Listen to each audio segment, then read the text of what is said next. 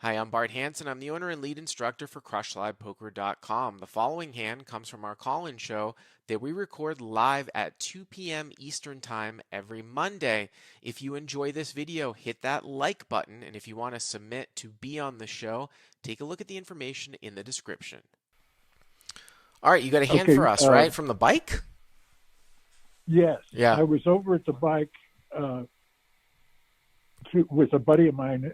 We'd gone over to play it live at the bike. Got in the night before. I went to bed. My buddy played poker all night. And I got up the next morning, had breakfast, and went over and found him still playing. And the 5-10 game he'd started in was now a 10-20. Okay. And people were leaving, and he asked me if I would sit in because if the fifth person was leaving, it was go down to 4. Oh, okay. So he wanted you to save the game. Yeah, so I sat in. Yep. The minimum buy-in was $2K. I bought in for $3K. Okay. My entire poker-sized bankroll was $9K, so I was. Well, you're taking a shot. Buy-in. You're taking a shot, but I said you're taking a shot, right? If you your entire poker bankroll is $9K, but you're sitting down at the table with $3K. Yeah, right. By the way, we're going to hear some characters that we know from. You said that this happened a couple of years ago when you emailed. So some of these guys we know from Live on the Bike, right? That were playing in the game. Yeah, all of them. Oh, all of them. Okay. My buddy. Okay. My buddy and I were 2, and the other 3 were Andy, Ryan, and Alex. Andy, Ryan, Alex, the guy that's annoying that won't shut up with the bald head. The guy that used to be D'Antonio. Yeah, that's him. That's what I'm talking about. Okay. Yeah.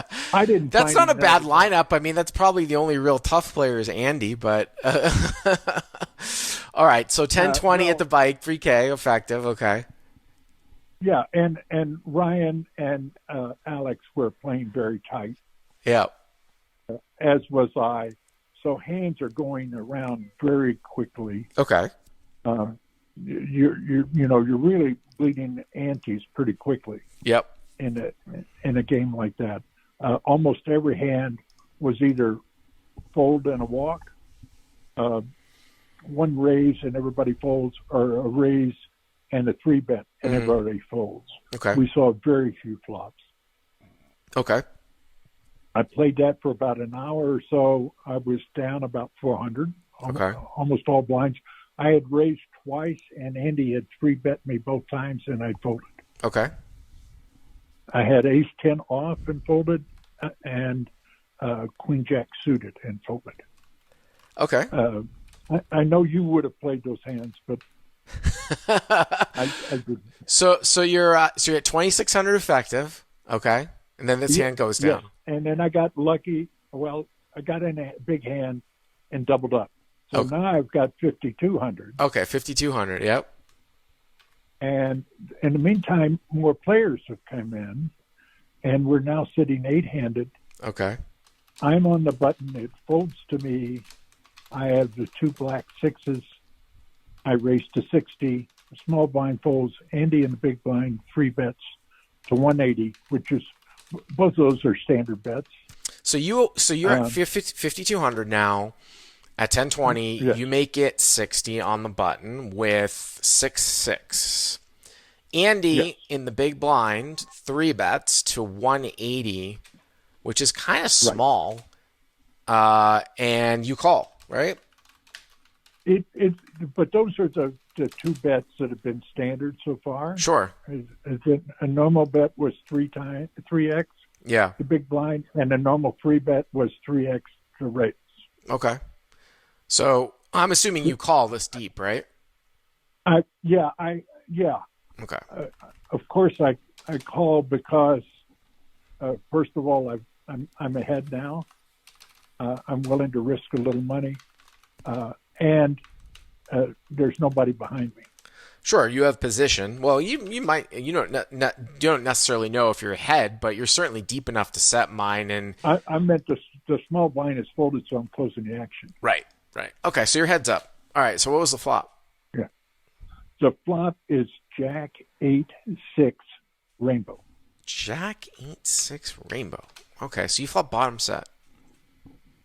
So I'm a happy camper. Right. The only thing I'm afraid of is pocket jacks and pocket eights.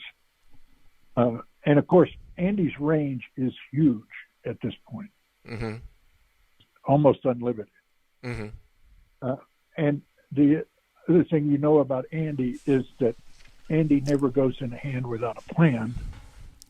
Well, he's definitely aggressive post flop. Let me ask you a question, Steven. Are you, because this is really how I would sort of view myself playing this hand. Would you say, I don't know if you're an older gentleman or what, but would you think that maybe you might be perceived to be tight? Is that the image that you give off? I'm sure that I was at the time of this game. I was 79 years old. Oh, okay. Okay. So, So I think it's one of these things where when I place an older gentleman that might be playing a little bit tight, for whatever reason, what I would say is that whenever somebody puts pressure on me that sort of fits into that profile, if I was playing an older gentleman, I tend to back off. And what that means for you is that you actually probably should do a lot of trapping and a lot of slow playing. So, like here, you have a set. The board is somewhat dynamic in the sense that, there are many overcards that can come, like an ace, a king, or a queen that Andy could represent. Andy also, by the way, is good enough to continue to bet over pairs for value across many streets and will bet for value if he runs into something that on a board like this, if I'm you with that image with bottom set, if he bets, I'm gonna slow play to the end because I don't want to put pressure on him to give him an excuse to fold. That's me looking at this from the onset. Well, and that's exactly what I was thinking. I wanted to quote walk the dog a little bit, Mm-hmm. and not put my stack at risk. Because if I raise him and he comes back over the top, I almost have to fold. Well, I don't know if that would ever happen. If you raised his flop bet, I don't know if we would ever actually see him re-raise, but I'd have a hard time folding a set. But I understand what you're saying because he's smart. He's not going to do some stupid shit with aces or kings. So what does he do on the flop? Right. Does he bet? So he bets 200. Okay. He bets because the pot is 370. Okay. So he bets 200. Yep. 2/3 or a little over half pot. Yep. And I call. Okay. So hero calls. I like it. I like it. I like it. I like it. Yeah. The turn is the fourth suit deuce. So it's just a rainbow biggest board. blank in the world. Okay. Yep. Deuce X. The biggest possible blank I could get. Right. And the other thing is about Andy having a plan. He always acts instantly. Sure. Yeah. He doesn't tank. He doesn't tank. No. Yeah. So Andy leads for 400. Again, a little over half size pot. The pot's 770, bets 400. Yeah, Steven, I think you have to continue to it's kind of, you're in position and, you're not super deep. It is a 3-bet pot. I mean, some would say that you should start putting money in, but again, I feel like, if you have sort of a tighter image here in this spot and then all of a sudden you raise the turn, even specifically against a guy like Andy, I mean, you're up against, it's kind of funny, you're up against the type of player that you want to be up against in the spot, that it will triple barrel bluff, like I said, overcards, will effectively play an overpair here for 3 streets for value, won't get scared and won't check, and also will bet the river for value if he hits something. So a lot of times when I'm given advice to smaller stakes players, I say, you've got to start putting money in at some point because you're going to get a check on the river. And what's the point of calling when the guy's going to check the river, right? You got to start putting money in because even if he calls, he's going to check the river, but he's going to check the river anyways if you just call. But that's not the case here with Andy. So that's why I would probably continue to walking the dog here. Is that what you did? Yeah, so he bets, I call. Again, to me, it's essentially the same as on the flop. Yep. I got a The good. same sort of decision. I already know the title of this video for So YouTube. the river's a queen, and Andy instantly bets 1K. Okay, river's a queen. So Jack 8-6, right? It's 3-bet pot. Let's review it here for the podcast, guys. So 8-handed folded to Steven here on the button makes it 60 with 6-6. Andy in the big blind, 3-bets to 180. By the way, there's something to be said about this too, because the small blind folded out. Usually this is going to be a stronger hand. Occasionally Andy might, I would say this is a polar, in the sense that, occasionally I guess Andrew could get frisky here with a couple of just bluffs, but I don't think that he'd just go bet on flop and on turn. But, he can call with a lot of in-between hands pre-flop. So when he 3-bets off, okay, he's going to be value-oriented here. And hero calls. 6-6 on the button. The board comes out Jack 8-6 rainbow. Andy bets 200 into 380. Hero calls. 780 in the pot. Turns a deuce. Andy bets 400 into 780. Hero calls. 1480. River is a queen. So, and now Andy bets 1,000. So what's interesting here is that 9-10 gets there, Steven. So I think at this point, I wonder, specifically against Andy, the way that you played this, I may just call. You lose to pocket jacks, you lose to pocket queens. If you raise, I feel like it's hard for you to get called here by one pair. So say, for example, he has aces, kings, or he ran into ace, queen, right? Something like that. With 9-10 coming in, if you raise this bet, I just don't know if Andy's going to actually call here with worse. Yes. So that was my thinking. Plus the fact that I can only raise to go all in. I mean, the pot. Right. You're right. You're right, because over 2,500. Right. You've already committed 44 left. Yeah, right. So you've already committed 2, 6, 8, 18. Right. You only have 44 left. So when he bets basically 1,000, yeah, you're basically moving all in for a pot size bet, right? Yeah. Right. There's no raise fold button. That's for sure. Not that you would ever get 3-bet. Right. But you basically start with 6, you've got 4,200 left ish, or 42 to 44 on the river, and he's betting 1,000. So, you're basically just, I guess you could raise to 3,000 or something, or make it 2,500, but, I guess you could almost min raise, but, I think this is more of a function of there are hands that, let's say, for example, Steven, the river's a deuce or a 3, okay? And he bets 1,000. What would you have done? Instead of the river being a queen, let's say the river was a deuce or a 3. Yeah, I still probably would have done the same thing, because you got to remember, what I'm thinking here is to protect my 3K buy-in. Well, if I call here, I'm still up slightly for the day.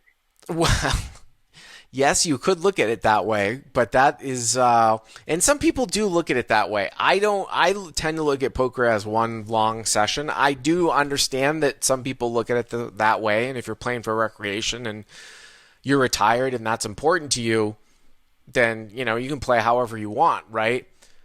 If you're trying to absolutely maximize your profit, I would tend to look at it more like one long session. The point being is that I think that if the river's a deuce or a 3 and he bets, I personally think that you have to raise.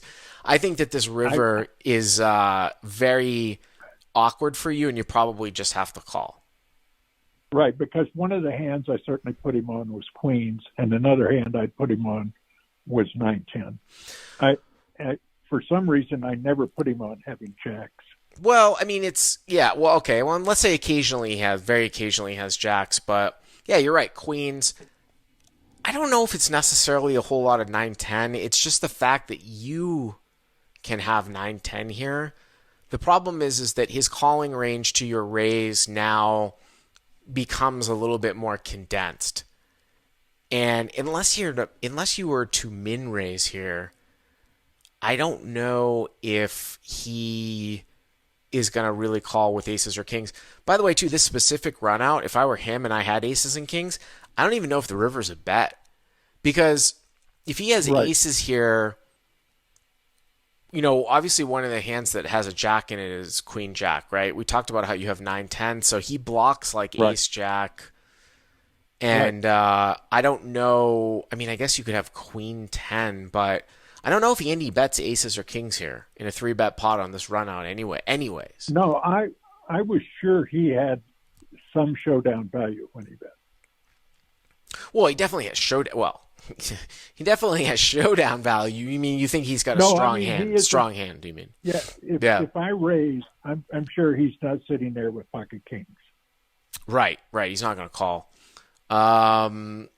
So you just called? So I just call. Yeah. And what did you have? Andy proudly shows top 2, queen jack. Oh, wow. Wow, that's actually one hand where Andy would have been in a tough situation. That's probably the only losing hand he could have that he would call. If you definitely raised less than all in, he would have called. But if you made it 4,400, I wonder if Andy actually remembers this hand. When I put this up as a YouTube, because I'll put this up as a YouTube, we take the best hands and we put them up as YouTube hands. I will definitely at Andy. I know Andy, we follow each other. I will at him, and I wonder if he actually remembers this hand, because I have a really good hand memory for these types of things. And I think that if I was in the spot, in a situation where usually you're not playing 10-20 in the morning, right, at the bike, and we were playing shorthanded, and then I just got coolered with top 2 against bottom set, I would remember it. So I wonder if he remembers it. That's interesting. Man, if you jam there, does Andy call? Because he's still not beating 9-10 sixes or queens. If you moved all in for 4,400, I don't know. That's interesting. I might at least make Andy tank. Yeah, he probably would have taken some time with that one, for sure. I don't know if it changes all that much, but no, it's really interesting. If you like what you've seen here, please hit the subscribe button. And if you enjoyed this call-in hand, hit the like button down below. To check out crushlivepoker.com, click on the link in the description. Use the code YTA300 to get the first 30 days for free.